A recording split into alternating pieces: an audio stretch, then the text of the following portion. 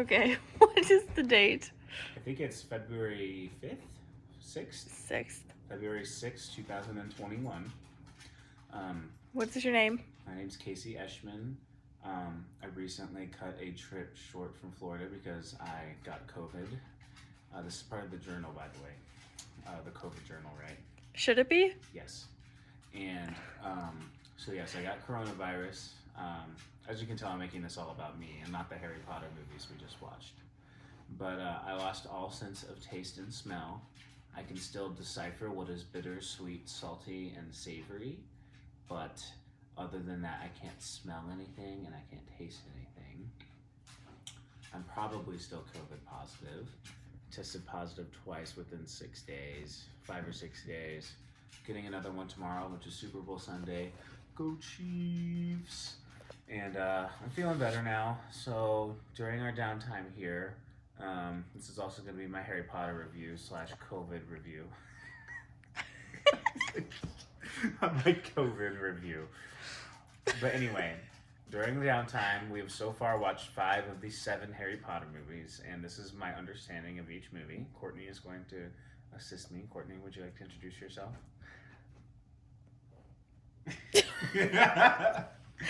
I was not expecting this. Hi, what's your name? My name is Courtney. It's February 6th. I'm assisting this vlog, I guess. Okay, and date of birth, social security number, and home address? No thanks, Obama. Jesus. Okay. Thanks, Obama. Okay. Banjo, would you like to introduce yourself? Jesus. Okay. I'll take that as a no. So anyway, here's my recap of the 5 movies so far. Wait, hang on, let me get the lights. 5 movies that we have done so far. Oh, we had a lighting malfunction. Excuse us while the camera continues to roll. Sorry. Okay. There you go. Okay. So the Sorcerer's Stone kind of introduces all of the characters, kind of sets this very mysterious background that somebody had like killed Harry's parents and at some point took over the world, and you're not supposed to talk about what took over the world. And in the Sorcerer's Stone, it's basically like there's this secret that's locked inside Hogwarts, which is the wizard school, and this secret like stone can create potions, and like alchemists can use it to create eternal life. And only like 2 people known in history have been able to access it. One is Dumbledore, and the other is Flamel. Nicholas Flamel, right. And Nicholas Flamel was like, wrote this book. Am I going to the Chamber of Secrets now? No, you're going like too deep into detail. Okay, yeah, I think I'm going too deep in detail. Right. Basically, Harry Potter was an orphan. Right. He it kind of just paints his background. Like, he was an orphan because his parents were killed by something that actually killed a lot of people in the wizard world, which is different than the Muggle world. Muggles are just normal people, like you and I, Courtney, unfortunately. Banjo, on the other hand, is a wizard. But anyway, like, yeah, there's this hidden thing in Hogwarts that like you can access, and you can find the Sorcerer's Stone, and Harry found it. And then once Harry found it, like, people were going after it. They thought like some people were trying to get after it. They thought this guy Snape was trying to go after it, this professor who's kind of sketchy. But it was actually Quirrell, right? Mm-hmm. Professor Quirrell, who has like this big turban thing on his head. And when Harry went down there was like this mirror that Dumbledore had warned Harry. He was like, don't look into that mirror. I've seen many a men go mad in that. So it was like this magical mirror where Harry saw his parents, and it was like you can have these grand illusions. But when he went down into the chamber that had the Sorcerer's Stone, he actually saw Professor Quirrell talking in that mirror, like doing all this crazy shit. And Harry's like, what up, Professor Quirrell? You're usually pretty cool. What's going on? And then Quirrell takes off his turban, and it's fucking Voldemort. And Voldemort does not have a body. Voldemort right now is kind of like this spirit thing. And as I discussed with Courtney, Voldemort picks himself up through Picks himself up. like how does the pieces of him that are everywhere? Horcruxes. Horcruxes. So like I don't know if necessarily Quirrell was a Horcrux, but Voldemort is essentially traveling the wizarding world trying to piece himself back together because he was never completely destroyed, I suppose.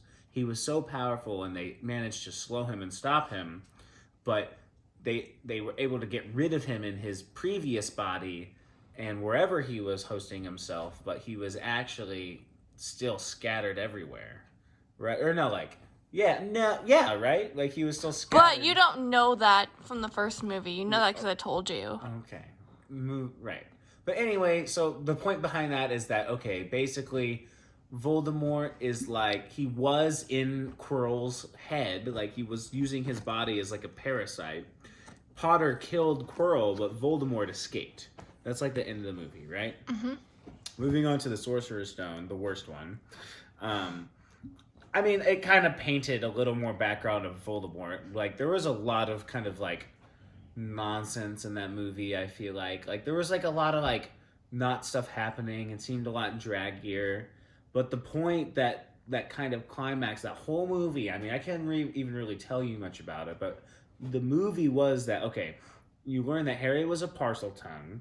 I mean, you kind of learned that in the first movie, but you learn more that he was a Parseltongue, and that means he can talk to snakes. And what that in turn related to was that they learned there was another chamber. I mean, there's a bunch of little chambers and hidden places in Hogwarts, but the Chamber of Secrets was this place that nobody had really accessed before. And Harry was able to access it through like this bathroom with like hints from like that ghost girl or whatever. Moaning Myrtle. Yeah. And like he got into the chamber and he found down there Tom Riddle, who was a student from 50 years ago. And Tom Riddle is like Voldemort. Tom Riddle is Voldemort, right?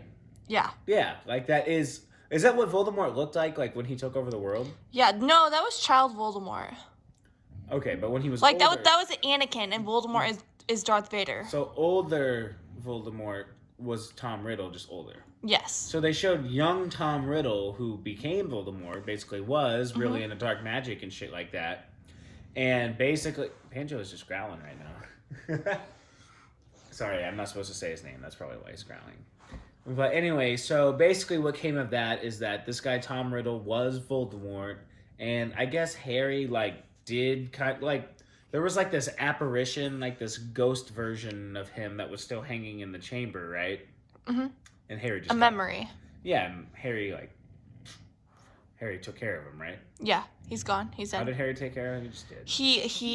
He pierced the diary with the basilisk fang. Right. Which is important in the next snake, two movies. Right? Yes. Right, yeah.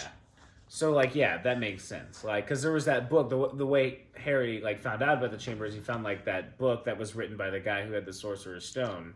Yes. And, he somehow found that there was, the creators of Hogwarts put that secret chamber down there. And in that chamber, there wasn't really anything in there before, right? No. But it was just, a secret thing that, it was, a secret closet, I guess. I don't know. But Tom Riddle found it, and he was just like, okay, no, this is where I'm going to, fuck up with Harry. Courtney's telling me to move it on. Right. We're 10 minutes in and 2 movies in. I know, this is my review. Okay, so now, Banjo, stop. You're telling me to keep rolling it, and you're spanking Banjo's butt because he keeps growling. This is such a vibe. Okay. Now we're moving on to the Half-Blood Prince. No, we haven't even gotten to that one yet. We haven't? No. Okay, no, the third one is the Prisoner of Azkaban. Yes. Probably the best one so far in terms of, action and, happy feelings. Yes, yeah, it's my favorite. So, that one, what did happen in that one? Basically, they kind of introduced this really important character named Sirius Black, right? Mm-hmm. And this is actually Harry's godfather. And Sirius was... Sirius was Sirius Sirius is Harry's godfather. He was like a buddy of Harry's dad, mom and dad, I guess. And he actually had been locked away in prison for like, what, 10, 12 years? 14. For 12. No, 12. 12 years. Because, didn't he like... He was framed. He was framed for the crimes committed by Voldemort? By Peter Pettigrew. Okay, right. Peter Pettigrew told Voldemort where Lily and James were hiding. And why did Voldemort want to go after his parents specifically? Because they were outspokenly against him. They were just like the only ones? Or he just No, like, there would were a go lot of after them. anyone? Right. So like, okay, I see. So, so it kind of was this weird arc of like a bunch of characters in that movie. Really good. A lot of sweet moments with Hagrid too. But anyway, they were able to find that Peter Pettigrew was like this little, he was actually Ron's rat. Ron had a rat. Ronald Weasley had a rat. And like Harry found this book kind of like in the library because he found out from the last movie, The Chamber of Secrets, like you go to the library and find all these dank books and they would all have like little secrets in them. He found the one with the map and he saw Peter Pettigrew like walking around Hogwarts and he was like, but there's no one here. And he found out it's because the rat was walking around in the book. So then what they did was they went to like Peter Pettigrew like kind of worked with the Ministry to have like Hagrid's bird slaughtered, right? Like, because it went after Malfoy, who was kind of like a Peter did not have anything to do with that, though. Oh, he didn't? No. What I'm getting at there, though, is like they all were at like the whole story kind of developed like the main Hermione, Ron, and Harry were at Hagrid's, and the Ministry came over to slaughter Hagrid's bird, and they bailed before the Ministry got there. And the rat was with them, and then they discovered eventually, oh shit, the rat is Peter, we gotta get him, and they realized the rat was Peter, and then all of a sudden, who's the professor, the wolf guy? Remus. They found Lupin. They found Lupin was like a werewolf, and he was out to help everybody, and they were out in the forest, and Harry started getting attacked by like all of these, Death Eaters? No. Dementors. He started getting attacked by all these Dementors, and he wasn't able to get saved. Like, he was saved, and he didn't know what saved him. He saw this animal, which was like his spirit animal. I can't remember the word for it. Patronus. God, so many words. He found out that, like, he was like, oh, this magical deer saved me. It must have been my dad.